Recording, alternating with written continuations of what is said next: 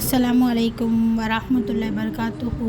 வாங்க இன்றைக்கி நம்ம அருமையான சுவையான வெஜ் குருமா செய்கிறது எப்படின்னு பார்த்துடலாம். அவ்வளோ அருமையாக இருக்கும். பூரி, சப்பாத்தி, இடியாப்பம், தோசை எதுக்கு வேணாலும் தொட்டு சாப்பிடுங்க. செம்மையாக இருக்கும். ரைஸ்க்கு கூட நல்லா தான் இருக்கும். மறக்காமல் இந்த மாதிரி ஒரு தடவை செஞ்சு பாருங்கள். ரொம்ப பிடிக்கும். உங்கள் குழந்தைங்கள்லேருந்து பெரியவங்களுக்கு எல்லா பேத்துக்கும். எப்படி செய்கிறதுன்னு வாங்க பார்த்துடலாம். அதுக்கு நான் ஒரு 1/4 கிலோ பட்டாணி எடுத்திருக்கேன். நம்ம உரிச்ச பட்டாணி தான் இது. எடுத்து நம்ம 1/4 கிலோ பட்டாணி, ஒரு 1/4 கிலோ உருளைக்கிழங்கு எடுத்திருக்கேன். நறுக்கி நம்ம நல்லா வேக வச்சுக்கிறணும். ஃபஸ்ட்டு பட்டாணி வெந்த உடனே தான் உருளைக்கிழங்கு போடணும். போட்டுட்டு அடுத்து ஒரு மசாலா ரெடி பண்ணணும். நம்ம என்ன மசாலா ரெடி பண்ணணும்னா, தேங்காய், கிராம்பு, ஏலக்காய், சோம்பு, மிளகு, ஜீரகம்லாம் போட்டு நம்ம ஒரு மசாலா ரெடி பண்ணிக்கிறணும். அடுத்து உருளைக்கிழங்கு அதில் போட்டு நம்ம நல்லா கொஞ்சம் ஒரு 2 அவியல் விட்டுட்டு எடுத்துக்கிறணும். லைட்டாக உருளைக்கிழங்கு வெந்த உடனே நம்ம அதை எடுத்துக்கணும். இந்த மசாலா நம்ம கொஞ்சம் பொட்டுக்கடலையும் போட்டு நம்ம நல்லா அரைச்சி எடுத்துக்கிறணும். நல்லா மணமாக இருக்கும். நம்ம எந்த ஒரு மசாலாவும் சேர்க்க போகிறது கிடையாது. இதுதான்.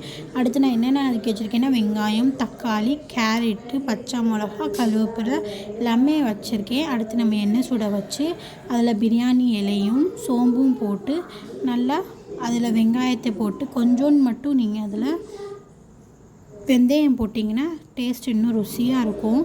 கொஞ்சம் இதில் வெங்காயம் போட்டு நல்லா வதக்கிக்கணும். வெங்காயம் கொஞ்சம் கண்ணாடி பதம் ஆன உடனே இதில் நம்ம தக்காளி போட்டுக்கணும். எதையுமே நம்ம ரொம்ப ப்ரௌனாக வதக்கக்கூடாது. அப்புறம் நம்ம ஒயிட் குருமா கலர் வேறு மாதிரி ஆயிரும்.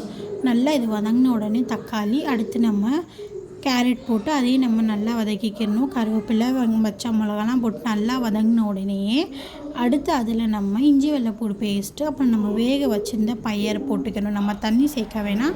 நம்ம ஏன்னா தேங்காய் அரைக்கும் போது தண்ணி சேர்த்து அரைக்கிறோம்ல, அதுதான். கொஞ்சோண்டு மட்டும் தண்ணி சேர்த்தா போதும். நிறைய தண்ணி சேர்க்க வேணாம். கெட்டியாக அப்போ தான் நல்லாயிருக்கும். இது நல்லா கொஞ்சம் நல்லா வெந்த உடனே நம்ம இதில் தேங்காய் எடுத்து அரைச்சி வச்ச பேஸ்ட்டை எடுத்து அதில் போட்டு அதே நம்ம நல்லா கொதிக்க விடணும். அந்த பச்சை வாடை போகணும். மசாலாவோட பச்சை வாடை, அந்த தேங்காயோட பச்சை வாடை போய் ஒரு கெட்டியாக எண்ணெய் பிரிஞ்சு அதில் உப்பு போட்டு லைட்டாக மிளகுத்தூள், கரம் மசாலா போட்டிங்கன்னா அவ்வளோ ஒரு அருமையாக சுவையாக இருக்கும். மறக்காமல் ட்ரை பண்ணி பாருங்கள். எப்படி இருந்துச்சுன்னு கமெண்ட்லேயும் சொல்லுங்கள். நல்லா வேக வச்சுக்கணும். நல்லா வெந்த உடனே அதில் ஒரு க்ரீமியாக டேஸ்ட்டான ஒரு டெக்ஸ்சர் வரும். அதுதான் டேஸ்ட்டே. செம்மையாக இருக்கும். இதில் எந்த ஒரு உரப்பும் இல்லை. வெறும் பச்சை மிளகா காரம் தான். லாஸ்ட்டில் மல்லி இலை தூவி இறக்கி பாருங்கள். நம்ம ஒயிட் வெஜ் குருமா செம்ம டேஸ்ட்டாக இருக்கும். மறக்காமல் ட்ரை பண்ணிவிட்டு எப்படி இருந்துச்சுன்னு சொல்லுங்கள்.